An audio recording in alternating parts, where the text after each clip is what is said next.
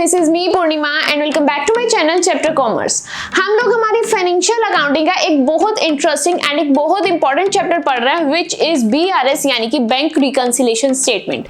This is a part number 4। इसके 3 parts हम लोग अच्छे से कंप्लीट कर चुके हैं, जिसके अंदर हम लोगों ने इसका कंप्लीट इंट्रोडक्शन यानी कि कंप्लीट बेसिक्स देखा, मीनिंग, फॉर्मेट, हर एक चीज को वहां पर कवर किया है। एंड उसके बाद part number 2 and part number 3 के अंदर हम लोगों ने इसके न्यूमेरिकल्स को किया है। इसके अंदर यानी कि इस चैप्टर के अंदर मेरे 4 तरह के न्यूमेरिकल्स हो सकते हैं, जिसके अंदर 2 टाइप्स में ऑलरेडी कंप्लीट कर चुकी हूं। जहां पर मुझे अगर debit balance as per cash book given है या फिर credit balance as per passbook given है, दोनों ही टाइप्स के न्यूमेरिकल को कर लिया मैंने। वहां पर समझा ये मेरी अमाउंट होती है प्लस की। And this is the part number 4। इसके अंदर हम लोग हमारी माइनस वाली अमाउंट्स के साथ डील करने वाले हैं। यहां पर क्या रहने वाला है, मेरा credit balance as per cash book given होगा मेरे क्वेश्चन के अंदर। कॉन्सेप्ट को समझेंगे, credit balance as per cash book. आपको एग्जाम के अंदर इस चीज को किस तरीके से इंटरप्रेट करना है। बात किसकी कर रहे हैं, कैश बुक की। कैश क्या है, मेरी एसेट है। कैश क्या होती है, मेरी एसेट होती है। एंड एसेट का नेचर क्या होता है, एसेट का बैलेंस क्या होता है, मेरा डेबिट बैलेंस होता है। लेकिन यहां पर तो क्रेडिट बैलेंस बोला जा रहा है। कैश का बैलेंस तो डेबिट होना चाहिए था, लेकिन ये लोग आप लोगों को क्रेडिट बैलेंस बोल रहे हैं, यानी कि यहां पर मेरी अमाउंट होगी माइनस की। ठीक है। एंड ये चीज आप लोगों को एक और टर्म के साथ बताई जा सकती है विच इज बैंक ओवरड्राफ्ट। अगर वहां पर आप लोगों को बैंक ओवरड्राफ्ट की बात बोल रहे हैं तो वहां पर भी आप लोगों को समझ जाना है कि ये मेरी माइनस वाली अमाउंट की बात कर रहे हैं। अब इसके अंदर कुछ भी चेंज नहीं है, वही सेम शॉर्ट ट्रिक्स यूज करनी है, वही कॉन्सेप्ट्स को यूज करना है। सिर्फ एक बात यहां पर समझने वाली थी, क्या है वो बात, कि यहां पर जो मेरा balance as per cash book given है वो जाएगा माइनस वाले कॉलम के अंदर। जब भी debit balance as per cash book होता था, मेरी अमाउंट को मैं लिखती थी डेबिट यानी कि प्लस वाले कॉलम के अंदर। मैंने आप लोगों को प्रीवियस वीडियो के अंदर समझाया कि ये वाले क्वेश्चंस मेरे स्टार्ट भी बैलेंस से होते हैं एंड एंड भी मैं इसको बैलेंस से ही करती हूँ। तो जो ऊपर मेरा बैलेंस जाएगा वो जाएगा माइनस वाले कॉलम के अंदर। चीजें आप लोगों को अभी अच्छे से समझ में आने वाली है। स्टार्ट करते हैं हमारे न्यूमेरिकल क्वेश्चंस को करना। क्वेश्चन के अंदर क्या बोले, Tiwari and sons. Question read करने से पहले अपनी नोटबुक पेन उठा करके ले आना, क्योंकि आप लोगों को क्वेश्चंस को मेरे साथ साथ सॉल्व करना है, ताकि चीजें आप लोगों को क्लियर होती चली जाए, कोई कंफ्यूजन ना रहे। कोई भी डाउट माइंड के अंदर आ रहा है, आप लोग साथ साथ कमेंट सेक्शन के अंदर पूछ सकते हैं। Tiwari and sons finds that the bank balance shown by their cash book on 31st March is 40,500। Step number 1 क्या होगा, जैसे ही मैंने अपना सेंटेंस रीड किया, यहां पर मेरे स्टेप नंबर 1 होना चाहिए, मुझे आइडेंटिफाई करना है मुझे यहां पर कौन सा बैलेंस गिवन है। क्या मुझे यहां पर कैश बुक का बैलेंस गिवन है या फिर मुझे यहाँ पर पासबुक का बैलेंस गिवन है। क्या होता है मेरा हमेशा से स्टेप नंबर 1 शुड भी आप लोगों को आइडेंटिफाई करना है आपको कौन सा बैलेंस गिवन है, कैश बुक का या फिर पासबुक का। तो ये बात तो क्लियर हो गई, यहाँ पर मुझे कैश बुक का बैलेंस गिवन है। स्टेप नंबर 2 क्या होता है, मुझे देखना है डेबिट वाला बैलेंस है या फिर क्रेडिट वाला बैलेंस गिवन है। यहाँ पर मुझे गिवन है क्रेडिट वाला बैलेंस। कैश बुक का क्रेडिट बैलेंस मतलब मेरी अमाउंट होगी यहाँ पर माइनस की। कौन सी अमाउंट होगी, माइनस की। कैसे पता लगाया, कैश के लिए ये क्रेडिट यूज कर रहे हैं, जो कि गलत है। कैश के लिए डेबिट यूज होता है। कैश मेरी एसेट है, एसेट का नेचर डेबिट होता है, इसीलिए debit balance as per cash book तो चलता, लेकिन ये credit balance as per cash book बोल रहे हैं, यानी कि ये इसके अपोजिट चल रहे हैं, यानी कि यहाँ पर नेगेटिव बात हो रही है। तो 40,500 को मैं लिखूंगी नेगेटिव वाले कॉलम के अंदर। मैंने यहाँ पर लिखा 40,500 rupees. This is my minus item वाला column, this is plus item वाला column, this is particulars and serial number. आपकी नोटबुक के अंदर इस फॉर्मेट को बनाकर क्वेश्चन मेरे साथ साथ सॉल्व करना। रीड करते हैं हमारी नेक्स्ट ट्रांजैक्शन को। Next one is a cheque of ₹5,000 drawn in favour of Manohar has not yet been presented for payment.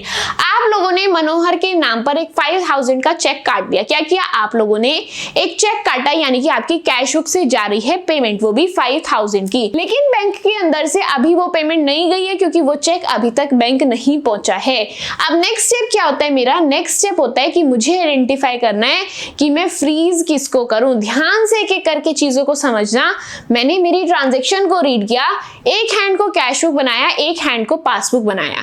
Cash book से मेरे 5,000 की पेमेंट हो गई, लेकिन पासबुक से अभी भी वो 5,000 की पेमेंट नहीं हुई है। अब मुझे डिसाइड करना है कि मैं किसको फ्रीज करने वाली हूँ। मैं यहाँ पर फ्रीज करूंगी पासबुक को। क्यों पासबुक फ्रीज हो रही है, क्योंकि बैलेंस यहाँ पर कैश बुक का गिवन है। जिसका भी बैलेंस गिवन होता है उससे अपोजिट वाले को करते हैं फ्रीज। मैंने पासबुक को कर दिया फ्रीज, कैश बुक जाएगी पासबुक के पास। कहां जाएगी कैश बुक? पासबुक के पास। तो क्या कर रही हूं मैं? ऐड कर रही हूं, इसलिए 5000 को लिखेंगे ऐड वाले कॉलम के अंदर। कहां लिखना है? ऐड वाले कॉलम के अंदर। पॉइंट क्लियर है? यहां पर नोट डाउन कर देते हैं, this is my transaction number 1। Particulars के अंदर जो ट्रांजैक्शन नोट डाउन करनी है वो आप लोग डायरेक्टली क्वेश्चन में से कर सकते हैं। मैं यहां पर वो ट्रांजैक्शन को नोट डाउन नहीं कर रही हूं क्योंकि इससे मेरा टाइम वेस्ट होगा एंड मुझे यहां पर आप लोगों को मल्टीपल क्वेश्चंस की प्रैक्टिस करवानी है। नेक्स्ट है, a post dated cheque for 900 has been debited in the bank column of the cash book but it could not have been presented in any case. एक आप लोगों का पोस्ट डेटेड चेक था, यानी कि एक ऐसा चेक था जिसकी पेमेंट आने वाले टाइम में मिलनी थी, लेकिन आपके माइंड से स्लिप हो गया, आपने आपकी कैश बुक के अंदर लिख लिया कि 900 की पेमेंट आ चुकी है। क्या हुआ? आपके पास आगे की डेट का चेक पड़ा था, आपने गलती से बाकी चेक के साथ वो वाला चेक भी भिजवा दिया एंड अपनी नोटबुक में लिख लिया कि 900 की पेमेंट मेरे बैंक अकाउंट के अंदर आ गई होगी। लेकिन क्या बैंक अकाउंट के अंदर वो पेमेंट आई है? नहीं, तो मेरी पासबुक वहीं पर ही है। फ्रीज किसको करना है? पासबुक को। क्यों पासबुक को? क्योंकि बैलेंस कैश बुक का गिवन है। अब कैश बुक को लाएंगे पासबुक के पास, तो मैं क्या कर रही हूं यहाँ पर माइनस, इसीलिए 900 रुपीज को मैं लिख रही हूँ माइनस वाले कॉलम के अंदर। This is my transaction number 2। Next transaction read करेंगे। थर्ड वन इज, यहाँ पर थर्ड ट्रांजैक्शन के लिए क्या बोला है? Cheque totalling 10,200 deposited with the bank have not yet been collected and a cheque for 4,000 has been dishonoured. एक ही एंट्री के अंदर आप लोगों को दो ट्रांजैक्शन दी है। आप लोगों ने 10,200 रुपए का चेक डिपॉजिट किया बैंक के अंदर, यानी कि वहां पर क्या हुआ? आपके हिसाब से बैंक के अंदर 10,200 आ गए होंगे। बैंक को चेक भिजवा दिया, बैंक में चेक पहुंच गया, तो बैंक का बैलेंस भी 10,200 आ गया होगा। लेकिन बैंक ने जैसे ही वो चेक देखा, उस चेक के अंदर कुछ गड़बड़ थी एंड वो चेक हो गया डिसऑनर। वो चेक उसने कर दिया वापिस, तो यानी कि बैंक बैलेंस मेरा वापिस से कम हो गया। अब मुझे बताओ फ्रीज किसको करना है? पासबुक को। कैश बुक आएगी पासबुक के पास, यानी कि अमाउंट को करना है माइनस। तो मैं 10,200 रुपीज को माइनस वाले कॉलम के अंदर लिख रही हूँ। अब मुझे यहाँ पर मेरी नेक्स्ट ट्रांजैक्शन देखनी है 4,000 की। इस ट्रांजैक्शन के अंदर क्या है? आप लोगों का 10,200 का चेक था जो आपकी कैश बुक के हिसाब से वो हो चुका है डिपॉजिट, यानी कि आपकी कैश बुक के अंदर वो 10,200 का बैलेंस आ चुका है, लेकिन बैंक के अंदर वो अमाउंट अभी भी कलेक्ट नहीं हुई है। क्या हुआ है? कैश बुक के अंदर 10,200 रुपीज आप लोगों ने नोट डाउन कर लिए हैं, डिपॉजिट कर लिए हैं, लेकिन बैंक के अंदर वो अभी भी कलेक्ट नहीं हुए हैं। क्या हुआ है? बैंक के अंदर अभी भी कलेक्ट नहीं हुए। फ्रीज किसको करूं? पासबुक को फ्रीज करेंगे। कैश बुक आएगी पासबुक के पास एंड यहां पर मुझे क्या करना है? अमाउंट को करना है माइनस, इसलिए 10,200 को मैंने कर दिया deduct. This is my transaction number 3। Next transaction क्या है? यहाँ पर इसी के अंदर मेरी नेक्स्ट ट्रांजैक्शन है, एक चेक था 4,000 रुपीज का, उसको क्या हुआ? वो भी डिपॉजिट किया, लेकिन वो डिसऑनर हो गया।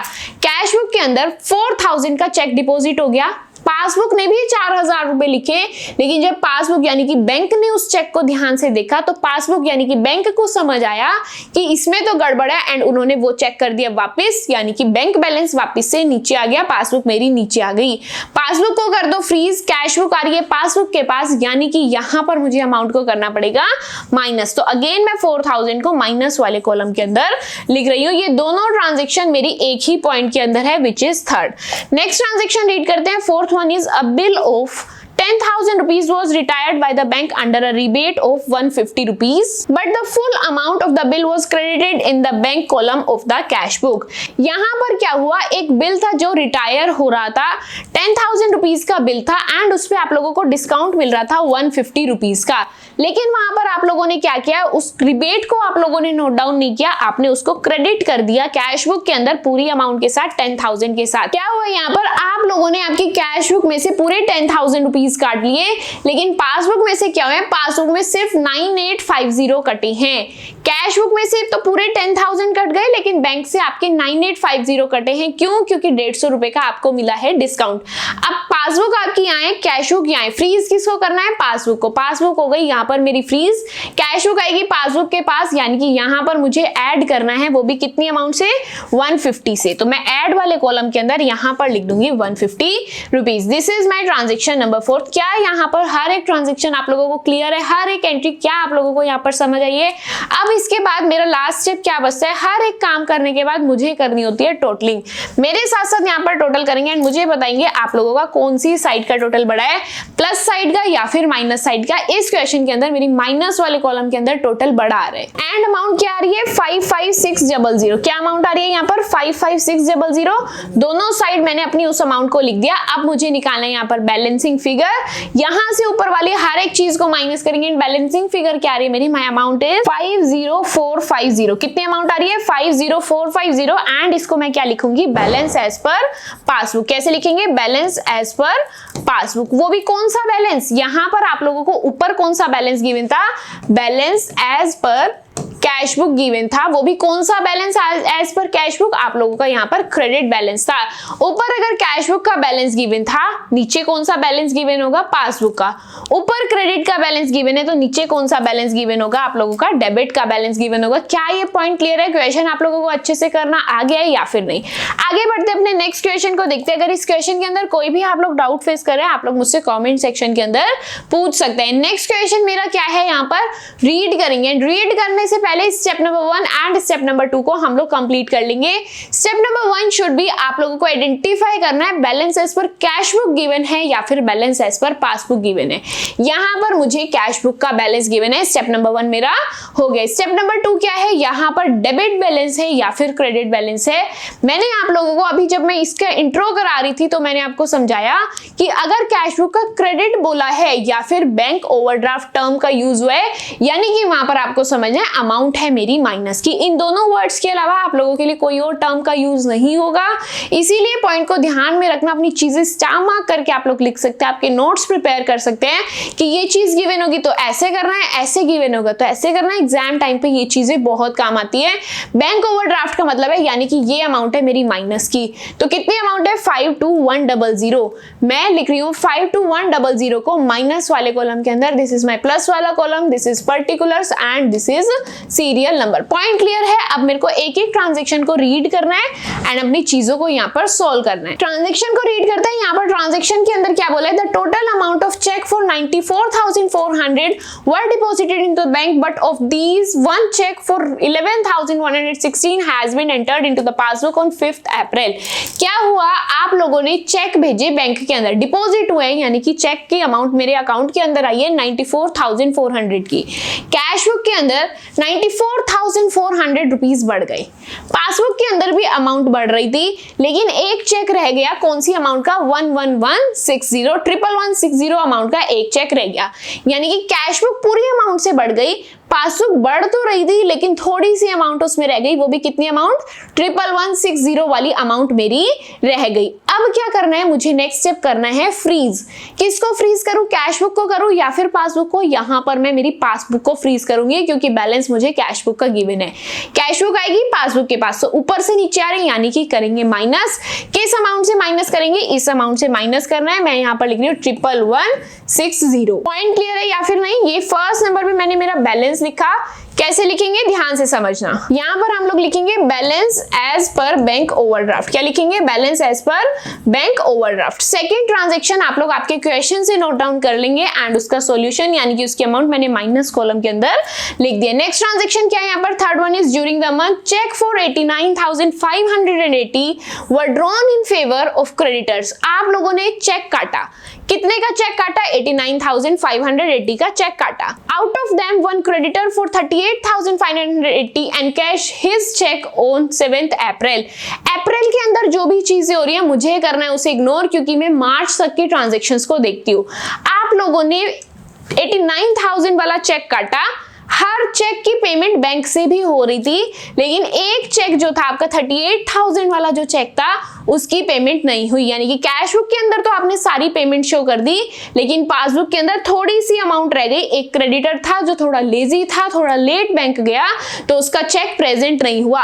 तो पासबुक मेरी यहाँ है, कैश बुक मेरी नीचे है। फ्रीज करना है पासबुक को, कैश बुक जाएगी पासबुक के पास, यानी कि ऐड करना है। कितनी अमाउंट को ऐड करना है, 38,580 को। मैं ऐड के कॉलम में 38,580 लिख दूंगी। अभी इसी ट्रांजैक्शन के अंदर आगे भी मुझे कुछ चीजें बोली है।